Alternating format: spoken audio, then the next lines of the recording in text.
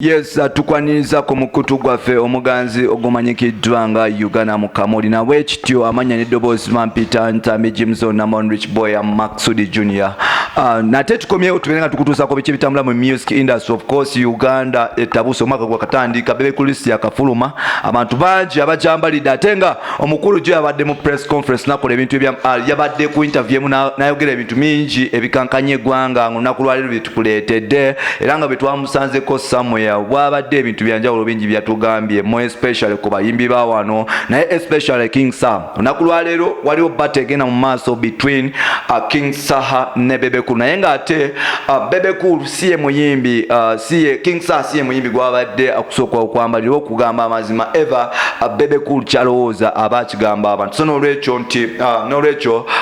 King Saha ne Bebe Cool battle yabaluseewo nti Bebe Cool yagenze ku TVM n'agamba King Saha nti ali mu kufedinga musical because King Saha y'omu ku bayimbi abegulidde omuze gw'okunywa enjaga era nga bwe tutamusabire nnyo ayinza okumaliriza nga agudde eddalu kw'ossa n'okuluzinga obulamu bwe ate n'ageetako n'okugata nti King Saha y'omu ku bayimbi abaavu ababadde nti tebalina ssente bulungi so bwanyitiriza enjaga n'avaako kiyinza okuleetera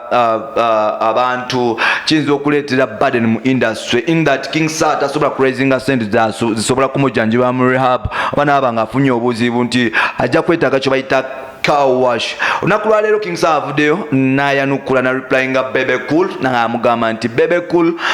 we know tukimanyi bulungi nti gweko basajja abakyasobola okubeera n'effutwa n'akamanyo ne fitina mu bantu nti because oyambalira buli omu ali mu industry nafe nagamba nti Bebe Cool bwe nali ntandika okuyimba Bebe tewaliko mu bulamu bwange tewaliko mu career yange buli kimu ekibadde kibeerawo kyonna mbadde nkyebalako nganze era Bebe Cool mu bantu b'ovayo okwambalira nze wali Nesonyiwa because nze nina mikwano gyange mingi ovuddeyo n'ogamba abantu nti nja kwetaaga car wash mu maaso awo naye nze nsuubira ku car wash yange ne wemba nga nfunye ekizibu Bebe Cool sikwetaaga because nze nina bakyali bange na Bobi Wine asobola okujja n'ambeereramu ate ne Bobi Wine akusinga audience ate akusinga ne ssente akusinga n'okwagalibwa abantu so kati gwe Bebe Cool naawe bw'oli sirina kyenkwetaaza kunagamba nze nina mukwano gwange omulala bamuyita Jose Chameleon y'omu ku mikwano gyange bensinga okwagala ennyo ate y'omu ku bantu abasinga okunyagala so bwe mba nfunye ekizibu nze manyawo okuddukira situubira kuba nti nzijukirawo ewa Bebe Cool n'agamba nti gwe Bebe Cool naawe gwe kulaba bwe nti weetaaga kye bayita naawe oli ku yellow power oli ku yellow aid nti akuyamba gwe byonna by'ofunye not because nti you talented not because nti oyimba nnyo but because naawe oli bega oli NRM bega oli yellow bega era King Saha afudde n'agamba Bebe Cool Bebe Cool byogera n'ogamba abantu simanyi oyambye abantu bangi naawe weetaaga obuyambi ate obuyambi bwe ate naawe ofuna obuyambi ku bantu abalala nti gwe wafuga bega mu kibiina kya NRM obeesibako buli kaseera n'oba nti ofunamu akaseera so n'olwekyo n'agamba nti bwenfunanga obuzibu tojanga nina mikwano gyange Jose Chameleon n'abantu abalala so olunaku lwali tukuleetedde battle 10 Bebe Cool zaze nga alwana n'abayimbi ab'enjawulo mu battle ekutandise kati gye tulinako yali aziza bafana yavayo n'amubukira ng'agamba nti ziza bafana yogenda mnyomu n'amuvuma n'akola biki but unfortunately ziza bafana y'omu ku bayimbi abayitaaga mental problem abayimbi 10 Bebe Cool balumiriza okuba nti banywa enjaga ate nga beetaaga obuzibu Bebe Cool agamba nti omukulu ziza bafana enzimu ku nsonga zibeerawo nga zimusumbwa paka za ssaawa zino kuba nti tafuna comeback song mu music industry nsonga yanjaye era ziza bafana y'omu ku bayimbi abali talented naye oluvannyuma okuba nti enjaga yamuggyako nabwe kityo career ye bw'atyo egenda bwetyo mpolampola so n'olwekyo naye n'amuadvise namugamba nti abali around ziza bafana bamugambe ave ku njaye omuyimbi omulala Bebe Cool gwavuddeyo na mentioninga nti naye enjaye emusumbuwa avuddeyo n'agamba nti omuyimbi bayimbi gwe bayita Wizomanizo naye yomu kwabo aba ali affected because of weed naye nga ate bayimbi balungi ate n'agamba n'okugamba nti the reason as why Wizomanizo alemedde kuba focusing ku music industry it is because of weed anti yetanira nnyo enjaye n'ebintu ebisigaddewo omuyimbi omulala Bebe Cool gwalumiza okuba nti enjaye bw'atafuba nnyo eyinza okumuggyako Bebe Cool yatuwadde Wininwaji n'agamba nti Wininwaji y'omu ku bawala abato abayimba obulungi but the reason as to why at changes now going out of control from her management and all that it is because of weed efuse weed so n'olwekyo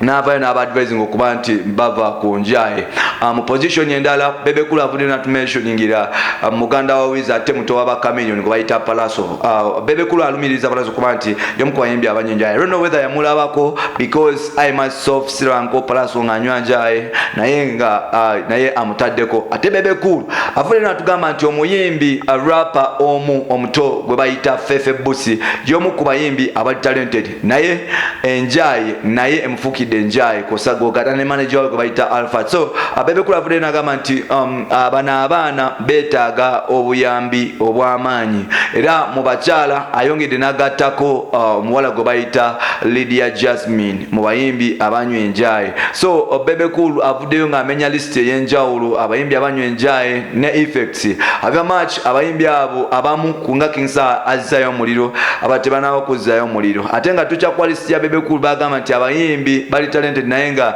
enjaye enzo okuba affectinga omuwala Lydia Jasmine abaddeko awo nti Lydia Jasmine y'omu ku bayimbi abali talented naye nga ate omuze oluvannyuma lw'okuba nti yawolekana ne Washington ebimu ku bimusumbwa enjaye era Bebe Cool avuddeyo n'amuwoninga n'agamba nti bw'atava ku njaye ajja funa problems ate tasuubira abantu kuvayo kumuyamba kozi abantu bamubeereddewo okumala ebbanga ddene so byebyo bifa mu industry Uganda abantu bali